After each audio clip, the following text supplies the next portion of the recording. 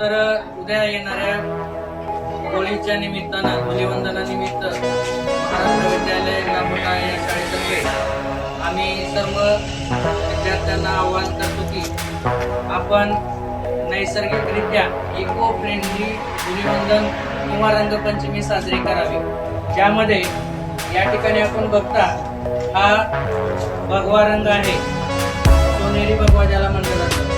हा रंग तयार करण्यासाठी आपल्याला पळसाची आपल्या ग्रामीण भागामध्ये सहजरित्या उपलब्ध होणारी पाने, पळसाची फुलं, या फुलांना पाण्यामध्ये भिजत ठेवल्यानंतर आपण त्यापासून हा भगवा रंग प्राप्त करू शकतो.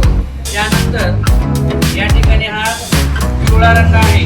हा पिवळा रंग आपण वेगवेगळ्या फुलांपासून व हळदीपासून हा पिवळा रंग उत्तमरित्या तयार होतो. याचा वापर आपण करू शकतो. त्यानंतर या ठिकाणी हा हिरवा रंग, हा हिरवा रंगामध्ये आपण पालक आणि हा पाला, या पाल्यापासून आपण हिरवा रंग तयार करू शकतो. याला आपण 5 ते 10 मिनिटं पाण्यामध्ये उकळल्यानंतर वस्त्रगाळ केल्यानंतर हा हिरवा रंग आपल्याला मिळू शकतो. या ठिकाणी हा आहे लाल रंग.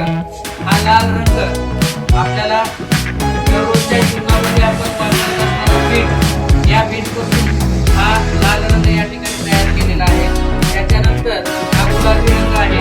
हा गुलाबी रंग तयार करण्यासाठी आपल्या नैसर्गिक जीवनामध्ये दररोज परिसरात उपलब्ध होणारी जास्वंदाची फुलं आणि गुलाबाच्या पाकळ्या याचा उपयोग करून आपण या ठिकाणी हा रंग तयार करू शकतो. अशा पद्धतीने आपण या नैसर्गिक